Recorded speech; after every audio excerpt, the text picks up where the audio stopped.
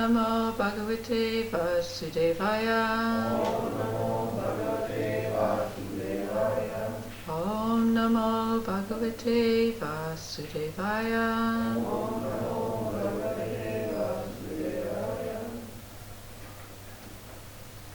Hare Krishna. We are reading from Srimad Bhagavad Gita as it is, chapter number 9, titled The Most Confidential Knowledge, and text number 17. Pitaham asya jagato mata dhata pitamaha Vedyam pavitram omkara riksama yajur evacha. Pitaham asya jagato mata dhata pitamaha Vedyam pavitram omkara riksama yajur evacha. Pitaham asya jagato mata dhata pitamaha Vedyam pavitram omkara riksama yajur evacha.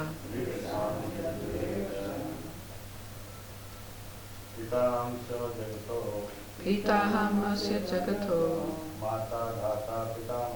mata dhata pitamaha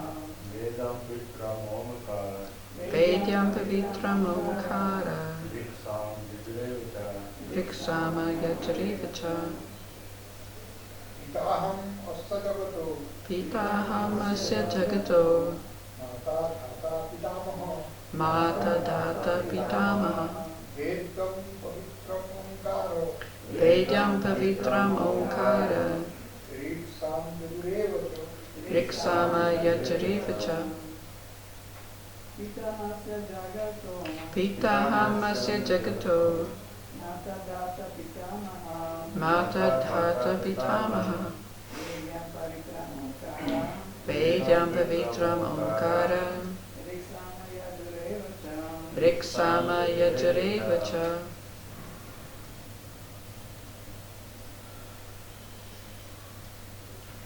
Pita, father. Aham, I. Asya, of this. Jagataha, universe. Mata, mother. Dhata, supporter. Pitamaha, grandfather. Vedyam, what is to be known. Pavitram, that which purifies. Omkara, the syllable Om. Rik, the Rig Veda. Sama, the Sama Veda. Yajur, the Yajur Veda. Eva, certainly. Cha, and. Translation and purport by His Divine Grace, A.C. Bhaktivedanta Swami Srila Prabhupada Ki Jai. Translation.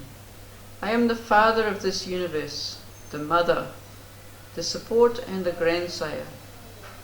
I am the object of knowledge, the purifier and the syllable Om.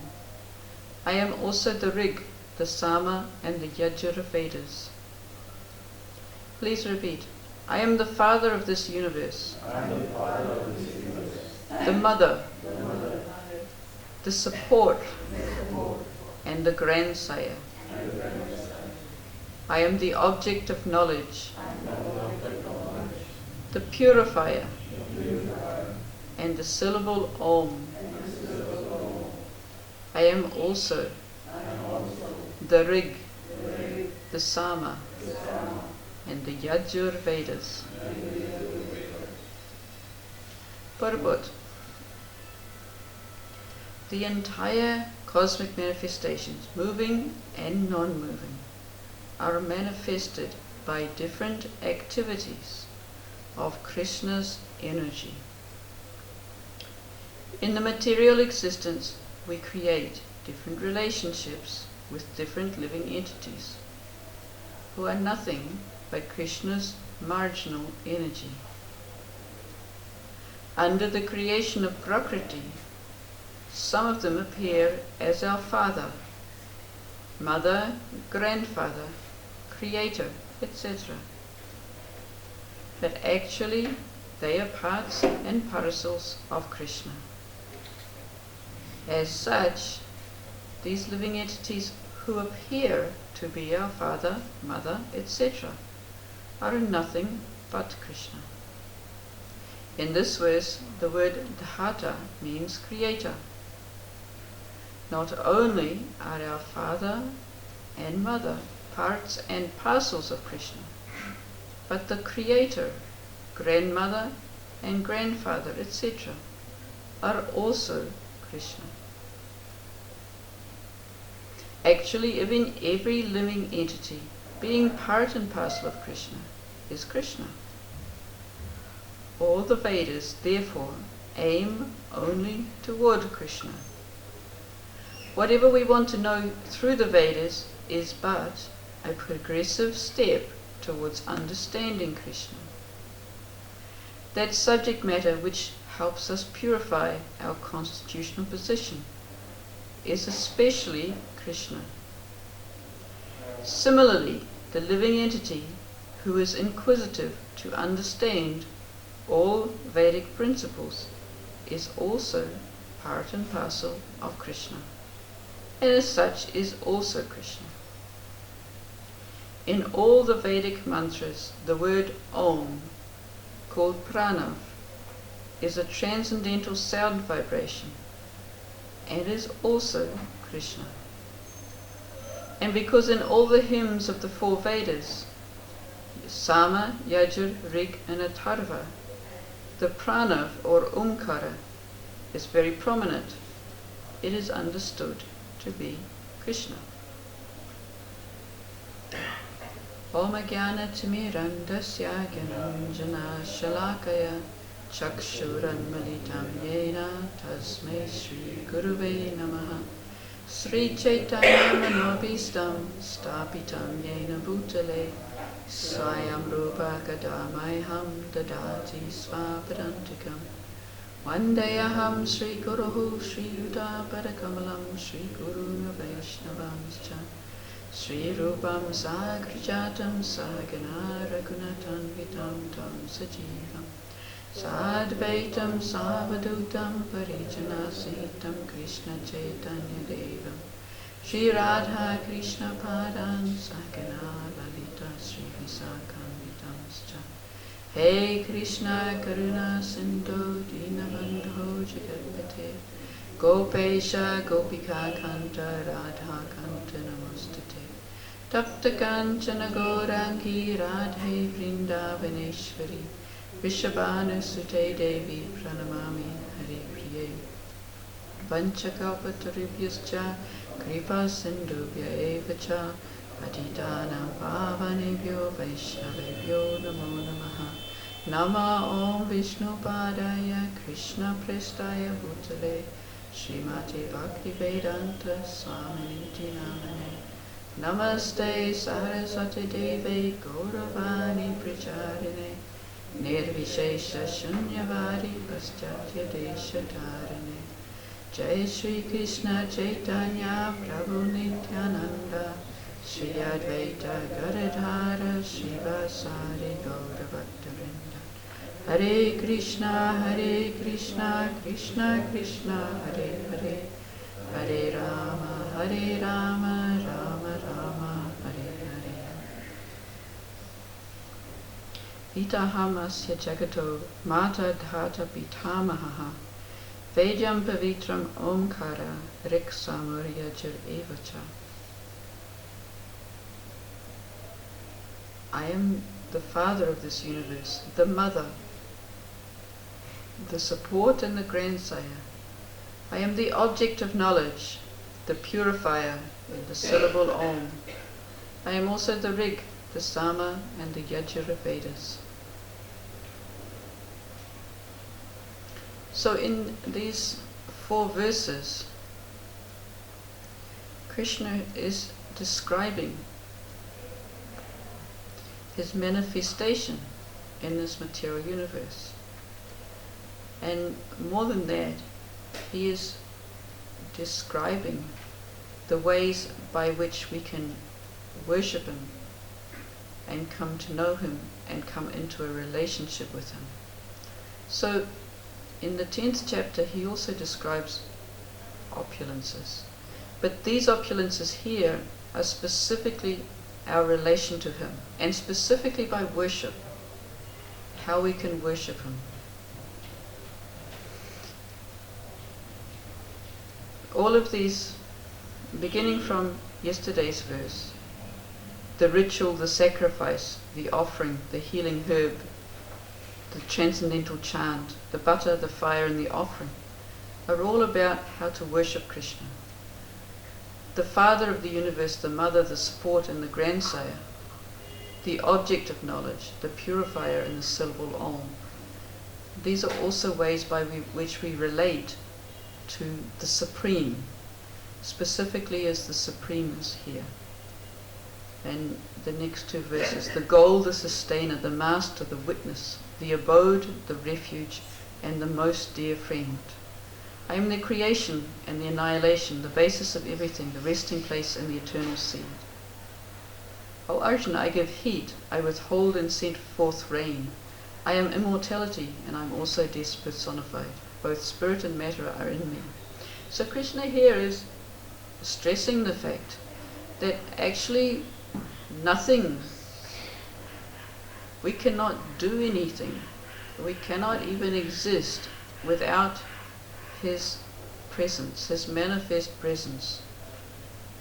And because of this, we are totally subservient to him, subordinate to him, dependent on him.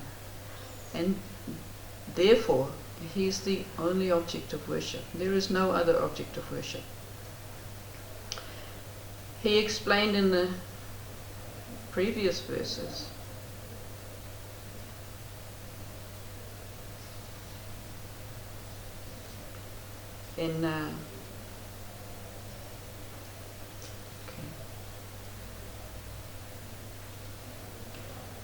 So in verse 13, he was explaining about those who know him, 13 and 14. Mahatmanas tu mam parta, devam prakritim asritaha, bhajanchai yana anyan manaso gyatva bhutadim avyaya. O son of Pritha, those who are not deluded, the great souls, are under the protection of the divine nature. They are fully engaged in devotional service because they know me as the Supreme Personality of Godhead, original and inexhaustible. Satatam kirtayantu mam, yatantas chadridavritaha, namasyantas chamam bhakcha, nicha yukta upasite. Always chanting my glories, endeavouring with great determination, bowing down before me, these great souls perpetually worship me with devotion. So Lord Krishna, in this chapter, which is the most confidential knowledge, wants to bring us to this point of being Mahatmas, of being great souls. In verse 15 he contrasted with those who are aspiring for some transcendental position but don't understand Krishna's position as the Supreme.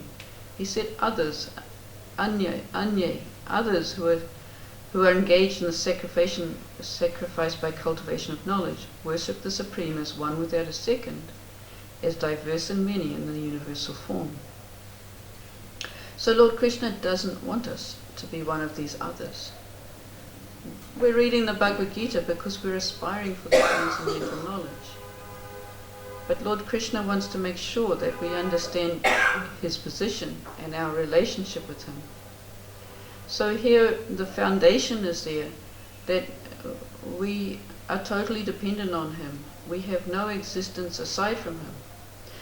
Srila Prabhupada is especially making the point in the purport that not only some distant father, mother, creator of the universe is Krishna, but actually all those living entities who we are making relationships are also part and parcel of Krishna, and in that respect can be seen as Krishna.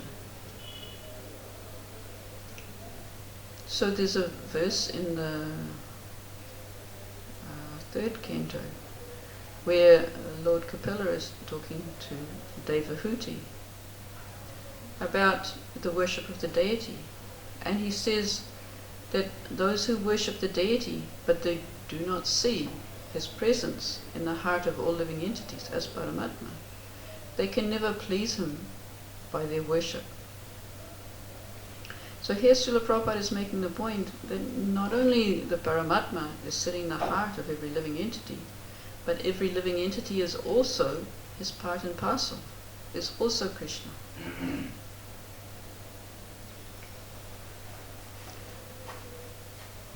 So if we could actually see every living entity in such a light, it would certainly change our behavior in most cases. But we first have to understand Krishna's position as being our soul maintainer, our soul source, and our soul shelter. And then if we understand everything as his part and parcel, we must have a greatly respectful relationship with everything. Maharaj was explaining on Friday how the Paramatma is even sitting in the atom. So not only the living entities, but also the atom is also Krishna. So everything is part and parcel of Krishna. There is nothing independent.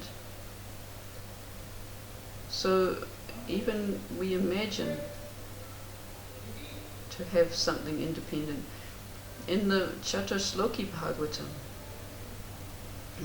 the Lord also explains this, that if you happen to see something and you think it is different from Krishna, then it is only Maya, because actually nothing is separate from Krishna.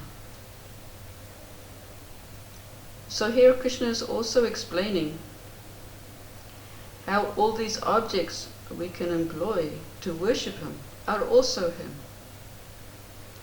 This was also the realization of Lord Brahma.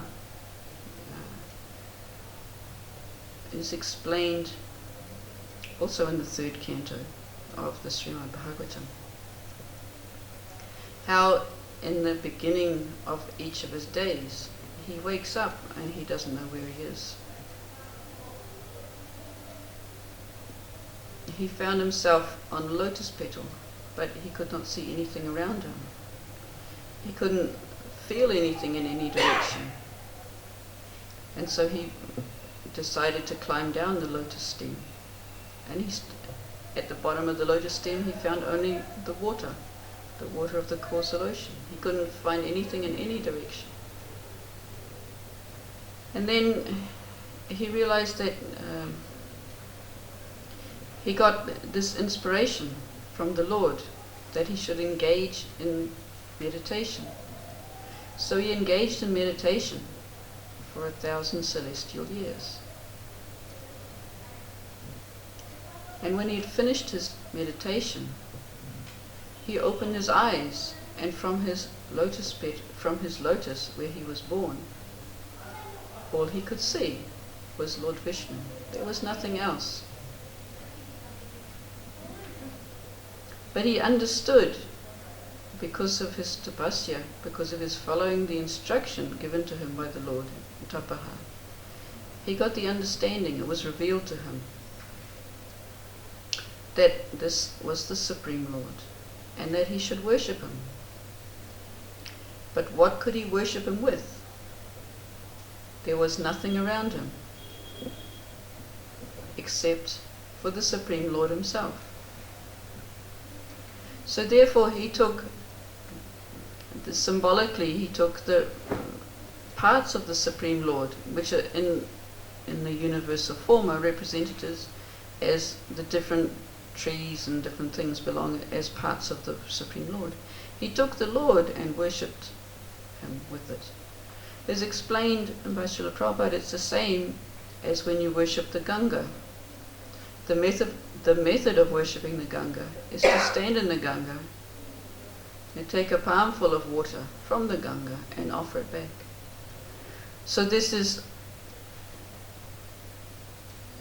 simply offering the Ganga water back to the Ganga. So you can understand that the Ganga doesn't actually need that water. Nor does she need the offering, but we need to offer.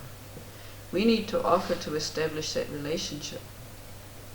So in the same way, Lord Brahma realized that he needed to offer, because all he could see was the Supreme Lord, who was his master, who was his creator, and his guide. And there were some very beautiful prayers that he prayed when he awoke and prayed to the Lord to wake up. One of those prayers we use when we wake up the deity every day.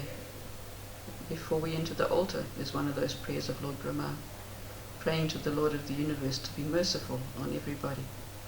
And he prays also that he should always be able to engage in his prescribed duty as creator of the universe for the pleasure of the Lord. So this is our process of devotional service, coming to the most confidential knowledge.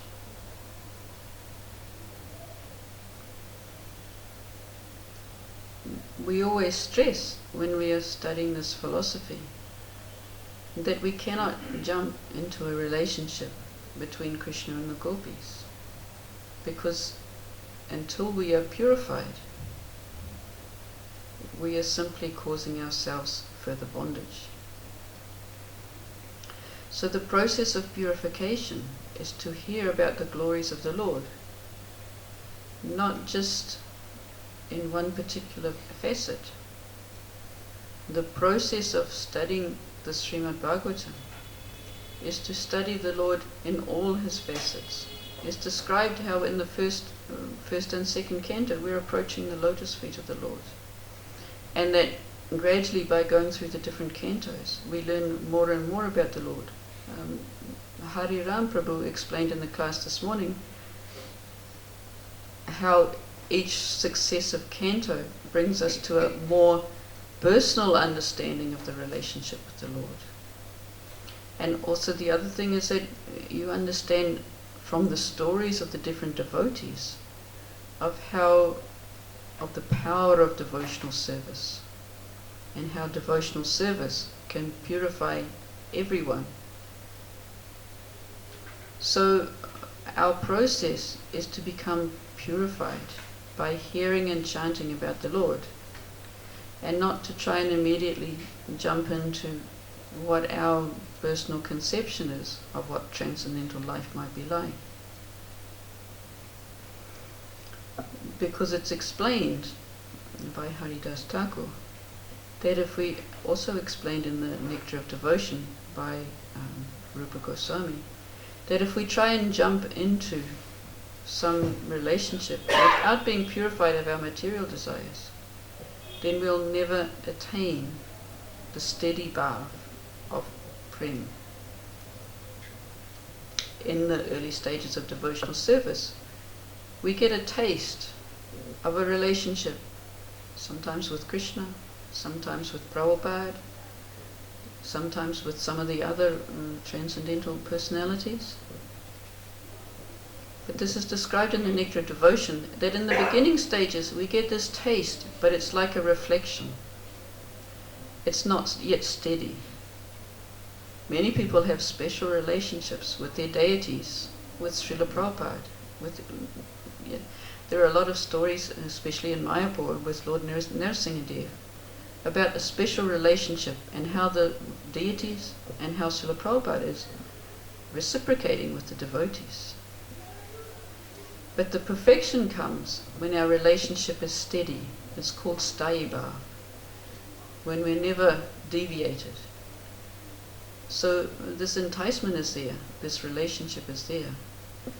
But our aim is to become as described in text 14. Satatam kirtayanto mam yatantas chadridavritaha. So satatam, always, kirtayantaha, chanting, mam, about me. So this is not only the process, but it's also the goal. Yatantaha, fully endeavoring, cha dridavritaha, with determination. Namasyantaha, offering obeisances, cha and mam, me. Bhaktya, in devotion. Nitya yukta, perpetually engaged. Upasate, worship. So always chanting my glories, endeavoring with great determination, bowing down before me. These great souls perpetually worship me with devotion.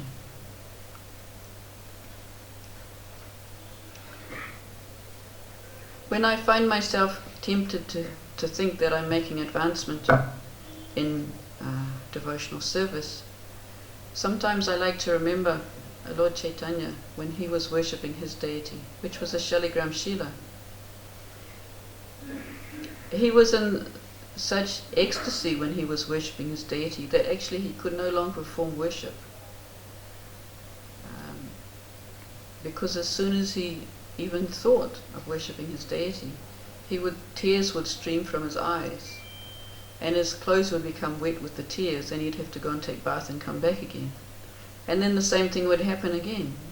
He would sit down to worship the deity, and he would be so much in ecstasy that he would start crying again. Tears would fall from his eyes, and he'd have to therefore be contaminated and go and take bath again.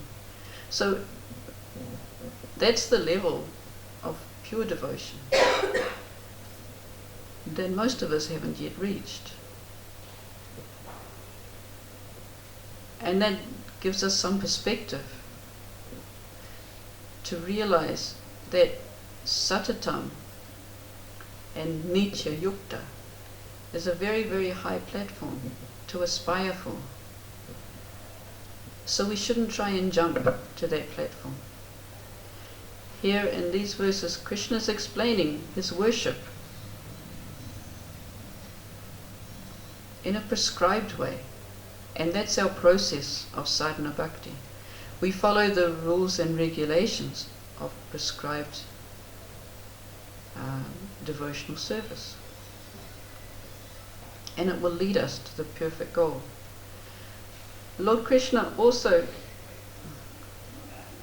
describes this perfection in the 12th chapter.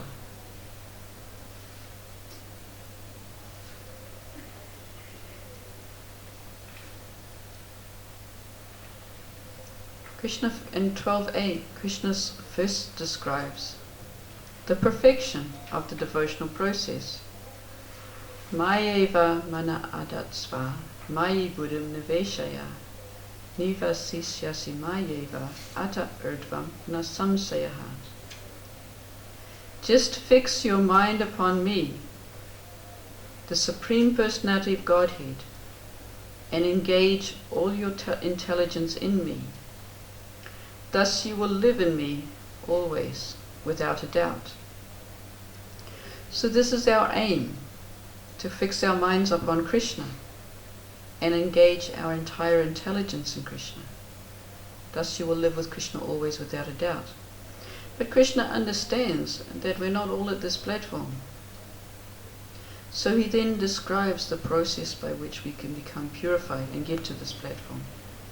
Atta chitam samadatam na saknoshi mayim stiram abhyasa yogena tato mam ichaptam dhananjaya. My dear Arjuna, winner of wealth, if you cannot fix your mind upon me without deviation, then follow the regulative principles of Bhakti Yoga. In this way, develop a desire to attain me. So many of us here are on this platform. We understand the goal is Krishna, which is very good, but yet we haven't fully realized Krishna as being actually everything. So, in order to come to perfection, we're following the principles of Bhakti Yoga under the guidance of the spiritual master, Srila Prabhupada, and our personal spiritual master. Or if we haven't yet taken initiation, then Srila Prabhupada is our preeminent Siksha Guru. He gives us the guidance by which we can come to perfection. So our relationship is established by following his instructions, by engaging in these prescribed methods of devotional service, and not trying to imagine what the goal is like prematurely. So Lord Krishna explains other levels as well. If you cannot follow the regulations of Bhakti Yoga, then try and work for me. Because by working for me, you will come to the perfect stage. If, however, you are unable to work in this consciousness of me, then try to give up the results of your work and try and be self-situated. So, gradually, as explained in today's verse, and particularly in the purport by Prabhupada, actually all the Vedas are prescribing processes by which each and every living entity can become purified. So those who have the intelligence to understand Krishna as the Supreme Personality of Godhead should take to the practice of Bhakti Yoga. But there are many people who don't have that intelligence, so the Vedas are also there.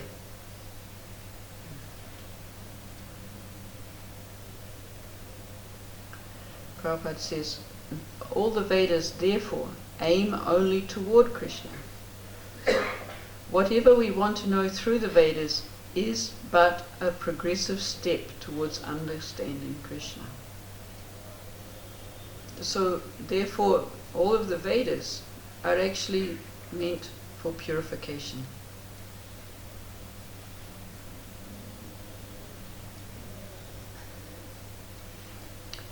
In the 7th chapter, Krishna describes the result of that purification.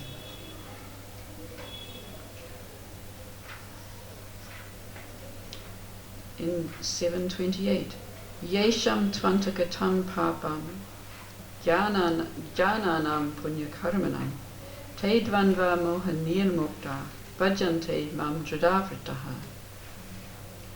Persons who have acted piously in previous lives and in this life, and whose sinful actions are completely eradicated, are freed from the dualities of delusion, and they engage themselves in my service with determination. So even if one follows this process of purification at a lower level, one will come to the perfect stage because of this purification, because of following the regulations as given by the Vedas and the spiritual master.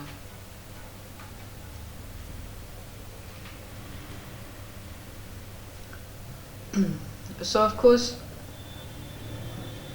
Srila Prabhupada is making the point that we can see everything as Krishna. But that doesn't mean that we are Krishna. We are the part and parcel of Krishna, and as such we can be seen as Krishna. We are qualitatively one with Krishna, but we are quantitatively very different from Krishna. He is the source, and we are simply the dependent.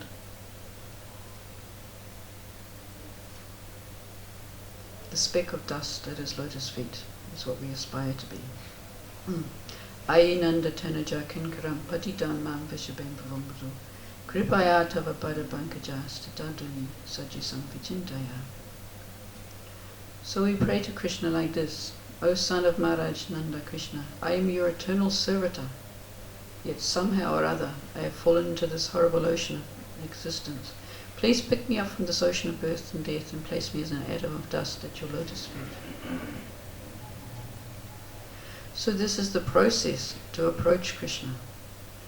And in studying the Bhagavad Gita like this and understanding the supreme position of Krishna, then we can approach Krishna in proper humble mood, and we can have some chance of attracting His mercy.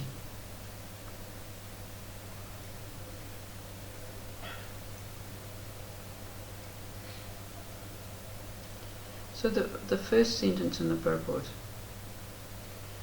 the entire cosmic manifestations, moving and non-moving, are manifested by different activities of Krishna's energy. There's a whole science in the Srimad Bhagavatam of understanding Krishna's different energies and how they act. And the aim of it all, of course, is to understand Krishna's position. As I said in the beginning, to understand that there's nothing but Krishna and that we're dependent on Krishna for our maintenance, for our existence, and we can't do anything without Krishna. Not only that, Krishna said in the end of the 5th chapter, Bhaktaram yakitapasam sarva loka maheshwaram suhridam sarva bhutanam. He's our eternal well-wisher. This entire cosmic manifestation is actually an expression of His compassion for us, because we have this desire to want to exert our minute independence separately from Him. So He's created this material manifestation to give us the opportunity to try and to fail. And by failing, eventually we will come to the understanding of our constitutional position as the minute part and parcel of Krishna. We have the minute independence, but we're not supremely independent. And when we come to this realization, then we'll want to act in our constitutional position as Krishna's servitor. So that's the goal of the Bhagavad Gita, and it's the goal of the entire Vedas, as Krishna and Srila Prabhupada are making the point.